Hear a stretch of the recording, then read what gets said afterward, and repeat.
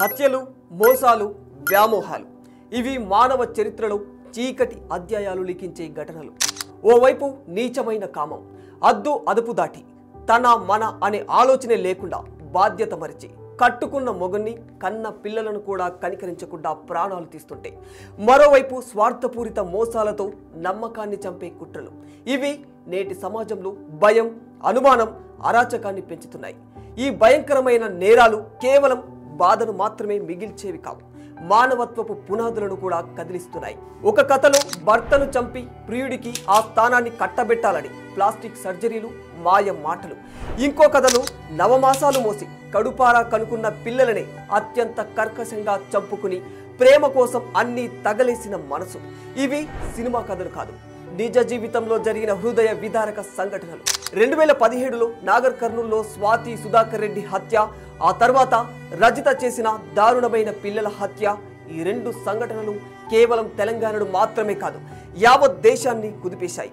ఇవి కేవలం నేరాలు మాత్రమే కాదు, ప్రస్తుత రోజుల్లో స్వార్థం, కామం వల్ల కళ్ళు మూసుకుపోయిన, మానవత్వం చచ్చిపోయిన మనిషి మనస్తత్వానికి అద్దం పట్టే సంఘటనలు. అసలు ఈ రెండు ఘటనల వెనుక ఏం జరిగింది?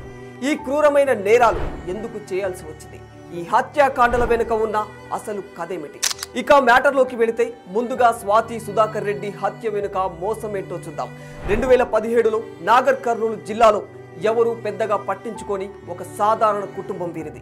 సుధాకర్ రెడ్డి ఒక సాఫ్ట్వేర్ ఇంజనీర్, భార్య స్వాతితో కలిసి సంతోషంగా జీవిస్తున్నట్లు కనిపించాడు. కానీ వీరి జీవితాల్లో అప్పటికే ఒక చీకటి అలుముకుంది.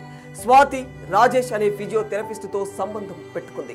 ఈ సంబంధం కేవలం ప్రేమతో మొదలై ఒక దారుణమైన హత్యకు దారితీసింది. అది నవంబర్ 27, 2017. సుధాకర్ రెడ్డి ఇంట్లో ఉన్నాడు. ఎలాగైనా సుధాకర్ అడ్డు తొలగించుకోవాలని ఆ రోజు స్వాతి తన ప్రియుడు రాజేష్ కలిసి ఒక పథకం రచించారు. అనుకున్న పథకం ప్రకారం రాజేష్ ఇంట్లోకి చొరబడి సుధాకర్ను కత్తితో అతి దారుణంగా దాడి చేసి చంపేశాడు. అక్కడితో ఆగలేదు, శవాన్ని దహనం చేసి ఆధారాలను కూడా నాశనం చేయాలని అనుకున్నారు. అనుకున్నట్లుగానే సుధాకర్ శవాన్ని కారులో ఒక అడవి ప్రాంతానికి తీసుకెళ్లి కాల్చివేశారు. ఇది ఒక పర్ఫెక్ట్ మర్డర్ అనుకున్నారు. కానీ వారి పథకంలో ఒక చిన్న ట్విస్ట్ ఉంది. అదేంటంటే ప్లాస్టిక్ సర్జరీ ప్లాన్. సుధాకర్ మరణించాడని ఎవరూ తెలుసుకోకూడదని రాజేష్ను సుధాకర్గా మార్చాలని అనుకున్నారు. అందుకు రాజేష్ ముఖాన్ని ప్లాస్టిక్ సర్జరీ చేయించి అతన్ని సుధాకర్గా అందరికీ చూపించాలని స్వాతి ప్లాన్ వేసింది. ఈ ప్రక్రియలో భాగంగా రాజేష్ మొహంపై యాసిడ్ పోసి అతడే సుధాకర్ రెడ్డిగా నమ్మించే ప్రయత్నం చేశారు. ఆ తర్వాత రాజేష్ను ఒక ఆసుపత్రిలో సుధాకర్ రెడ్డిగా చేర్పించారు. సర్జరీ క్రమంలో రాజేష్ మొహానికి బ్యాండేజ్లు ఉండటంతో అతడిని సుధాకర్ తల్లిదండ్రులు కూడా గుర్తించలేకపోయారు. అయినా కూడా వారి పథకం బెడిసికొట్టింది. ఇంత పకడ్బందీగా వేసిన పథకంలో నాన్ వెజ్ వీళ్ళకి ఒక బిగ్ ట్విస్ట్ ఇస్తుందని ఊహించలేకపోయారు. వాస్తవానికి సుధాకర్ రెడ్డి శాకాహారి, కానీ ఆసుపత్రిలో రాజేష్కు నాన్ వెజ్ ఆహారం అందించారు. అతను దాన్ని లాగించేశాడు కూడా. ఈ చిన్న విషయం ఆసుపత్రి సిబ్బందికి అనుమానాన్ని రేకెత్తించింది. సుధాకర్ శాకాహారి అని తెలిసిన వారు పోలీసులకు సమాచారం ఇచ్చారు. దీంతో రాజేష్ను పోలీసులు అదుపులోకి తీసుకొని సుధాకర్ రెడ్డి పేరిట చికిత్స పొందుతున్న రాజేష్ వేలిముద్రలు సేకరించడంతో గుట్టు రట్టయిపోయింది. ఈ హత్య వ్యవహారం మొత్తం బయటపడిపోయింది.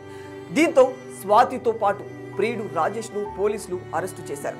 విచారణలో స్వాతి, రాజేష్లు హత్యను అంగీకరించారు. ఈ కేసు అప్పట్లో తెలంగాణలో సంచలనం సృష్టించింది. కామం కట్టలు తెచ్చుకుంటే ఇంత దూరం వెళ్తారా అని అందరినీ ముక్కున వేలేసుకునేలా చేసింది ఈ ఘటన. ఇక ప్రియుడి కోసం తాను నవమాసాలు మోసి కడుపారా కనుకున్న పిల్లలనే కడతీర్చిన తల్లి. ఇది తాజాగా సంగారెడ్డి జిల్లా అమీన్పూర్లో జరిగిన మరో దారుణం. రజిత అనే మహిళ తన 3 పిల్లలను చంపేసింది. ఎందుకంటే కామంతో కళ్ళు మూసుకుపోయి తన క్లాస్మేట్ ప్రియుడైన ఒక వ్యక్తితో కలిసి జీవించాలనే కోరిక కోసం ఇంతటి దారుణానికి వడిగట్టింది.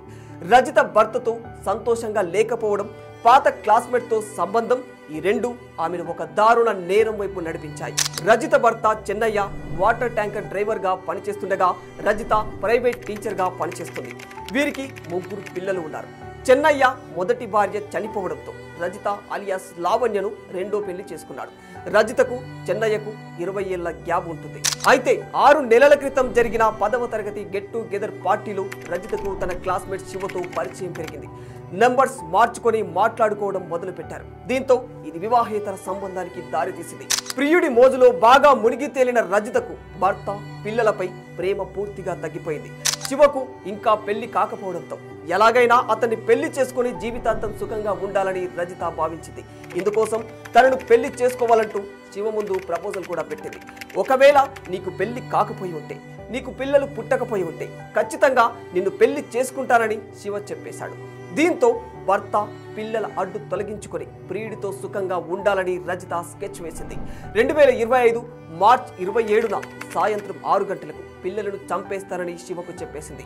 ఆ పని త్వరగా పూర్తి చేసే అని కూడా శివ చెప్పేశాడు. ప్లాన్ లో భాగంగా రజిత పెరుగులో విషం కలిపింది. పిల్లలకు పెరుగుతో అన్నం పెట్టింది. భర్త చెన్నయ్య మాత్రం పప్పుతో మాత్రమే అన్నం తిని ఫోన్ రావడంతో పని కోసం బయటకు వెళ్లిపోయాడు.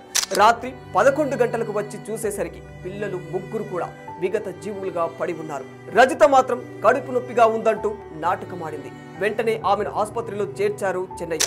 ఈ ఘటనపై పోలీసులు కేసు నమోదు చేసుకుని దర్యాప్తు మొదలుపెట్టారు. ముందుగా మహిళ భర్త చెన్నయ్యను అనుమానించిన పోలీసులు తర్వాత తల్లే హతమార్చిందని చెప్పేసి అర్థం చేసుకున్నారు. దీంతో రజిత ఆమె ప్రియుడు శివను పోలీసులు అదుపులోకి తీసుకుని విచారించడంతో ఆమె తన ప్రియుడితో కలిసి జీవించాలంటే పిల్లలు అడ్డుగా ఉన్నారని, అందుకే చంపేశానని చెప్పింది. ఈ సంఘటన తెలుగు రాష్ట్రాలను కుదిపేసింది. ఇక్కడ స్వాతి, రజిత కథలు కేవలం నేరాల గురించి కాదు, ఇవి మానవ మనస్తత్వంలోని చీకటి కోణాలను బయట పెడుతున్నాయి. స్వాతి కథలో ప్రేమ కోసం ఒక మహిళ ఎంత దూరం వెళ్ళగలదో చూసాం. హత్య, మోసం, స్వార్థం. ఇక రజిత కథలో తల్లి ప్రేమను కూడా మించిన ఒక వ్యామోహం కనబడుతుంది. ఈ 2 ఘటనల్లోనూ ప్రేమ అనే భావనే నేరానికి బీజం వేసింది. కానీ ఈ ప్రేమ నిజంగా ప్రేమేనా, లేక స్వార్థమా, అసూయ, మోసంతో కూడిన వ్యామోహమా? ఏది ఏమైనా ఈ సంఘటనలు మనిషిలోని మానవత్వాన్ని ప్రశ్నించే నేరాలుగా మారిపోయాయి. ఇక్కడ స్వాతి, రజిత కథలు మనకు ఒక గుణపాఠమని చెప్పుకోవాలి. ఎందుకంటే ప్రేమ, సంబంధాలు, కోరికలు మనల్ని నడిపించగలవు. కానీ అవి కామం, అక్రమ సంబంధం, వ్యామోహంగా మారితే మనల్ని నాశనం కూడా చేయగలవు. వీటి వల్ల ఇద్దరు మహిళలు తమ జీవితాలను, తమ కుటుంబాలను, చివరికి తమను తాము నాశనం చేసుకున్నారు. తెలుగు రాష్ట్రాలు ఈ 2 ఘటనలను ఎప్పటికీ మర్చిపోలేవు. ఎందుకంటే ఇవి కేవలం నేరాలు కాదు, మనం ఎలా ఉండకూడదో, దేనికి లొంగకూడదో నేర్పే యథార్థ సంఘటనలు. For more videos like this, subscribe Big TV channel.